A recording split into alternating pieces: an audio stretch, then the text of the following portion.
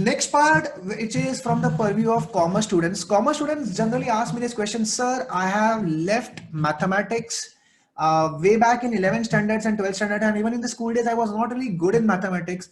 CFA is financial analysis. So does it require that I need to be very thorough with the mathematics? The answer is luckily no. You need to have likings for the numbers. You does not need to be a kind of mathematician. You need to be really good in mathematics is not required. You need to like the numbers. So what we did is when I started teaching CFA, this thing came to me for the first time. Before that, because I'm from an engineering background, I used to like mathematics. So when I started teaching, when I met the commerce students, then this thing came to me that, sir, I'm from a non-mathematics background, so I don't like mathematics, so will I be able to do CFA course?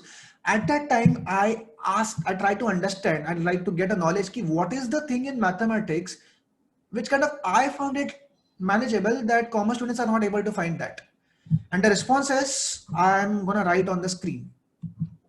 So the responses which I have seen from the commerce students, which makes mathematics difficult from them, are like this.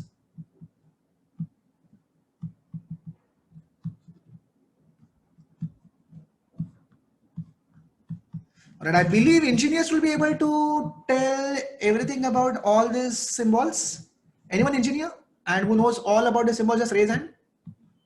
Any engineers? I'll just lowering all the hands. Any engineers wants to raise hand and tell me all the symbols? All right.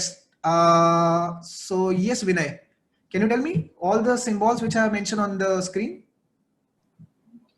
Integration, limits, and matrix, determinant, probability. Wonderful. So this is the thing which Vinay, being from an engineering background, might have found easy, but commerce students ke liye, these are the things which are nightmares. And out of this, in the CFA, this is not there. This is not there. This is not there. This is not there. This is not there. Probability is there. However, the probability which is there in the CFA course is related to the real world life scenario.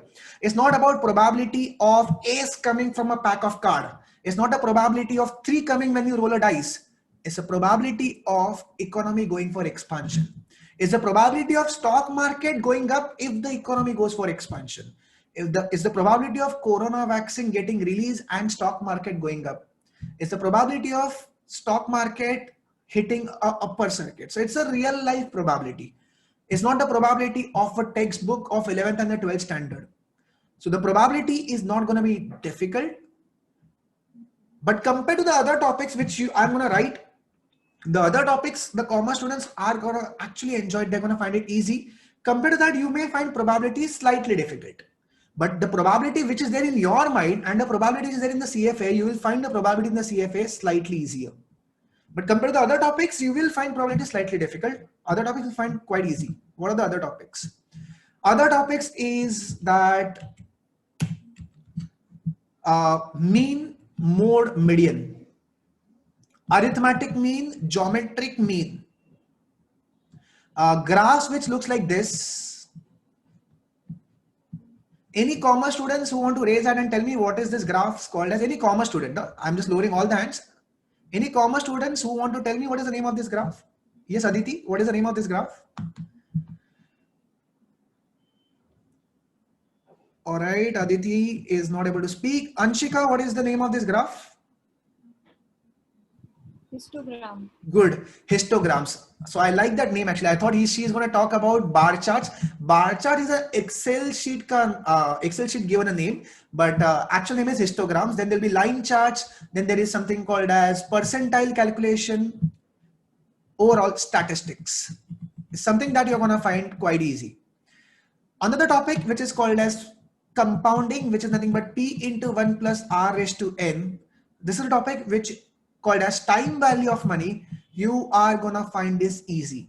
For the time value of money, you will be using a calculator which is called as financial calculator, which is BA2 plus calculator. Look at the name over here. It's BA2 plus calculator, which is the calculator which makes your life a little bit more easy. So we would be learning, before we start the course, we'll be learning how to use this financial calculator, which is what we call as a foundation course. So the things that you're going to find easy are this. are this, and there's something which you may find कि ये तो काफी difficult है, ये sir ने easy कैसे बोला. Some distribution which looks like this, which is called as Z distribution, Z table, which you might at this particular point find कि ये तो काफी difficult है, but नहीं, ये काफी easy है. And the thing that you may find a little bit tricky is probability. All right, so that's the only tricky part that you may find. Other parts of the mathematics are quite manageable. I would add one more point to that. In CFA, the overall score is determined for passing or failing. So whether a candidate has passed or failed, that is determined by the overall score of the candidate, not by individual subject-wise score. Like in C, I said key for each subject you need to score 40, and in the group you need to score 200 above. There's nothing like that in the CFA course. So technically, agar CFA ke mathematics, there's no mathematics, by the way, it's called as quantitative techniques. It's not mathematics, it's called as quantitative techniques. In that, if a student scores 0, it's actually very difficult to score 0, by the way. But if someone, student managed to score a 0, still the student can pass the exam if his overall score is 62 to 63%. I'll talk about the passing scores, etc. in a while, but overall score of 60 to 63% is important. Individual subject score could be even 0, still you will be able to pass the exam. All right, but as I said, even if you are haters of mathematics, still getting a 0 would be absolutely difficult, because as I said, there will be some easy, there are easy cases like time, value of money, stats, Z tables are quite easy. Probability is slightly difficult, but in the probability also there are certain parts which are quite easy. Again, if I tell the names right now, you may find कि ये तो काफी difficult है, but नहीं, actually काफी easy है. I'll not take those names right now, but the permutation combinations were the names which I wanted to avoid actually, but I took it. These are quite easy part. Not because I'm from engineering background. Just ask someone who has completed cons portion of CFA and ask them, is permutation combination quite difficult? He or she will say, no, it's not. There are other parts in probability which are slightly difficult. But permutation combination, no, it's easy. Z table, it's quite easy. So yes, you would be, in one word, yes, you would be able to manage CFA with ease, even though you are from a non-mathematics commerce background. All right. To help you to learn the basics of mathematics, we do have a foundation kind of a lecture where we cover the basics of mathematics, as well as we cover how do we use that financial calculator, which is called as Texas BA2 plus financial calculator. So before we start the coaching, we ask the students to go through that foundation course, which covers the basics of the financial calculator and the basics of quantitative techniques, where that permutation combination, that Z table kind of thing would be covered. One word, yes, you'll be able to manage CFA, although you may not be from the core mathematics background.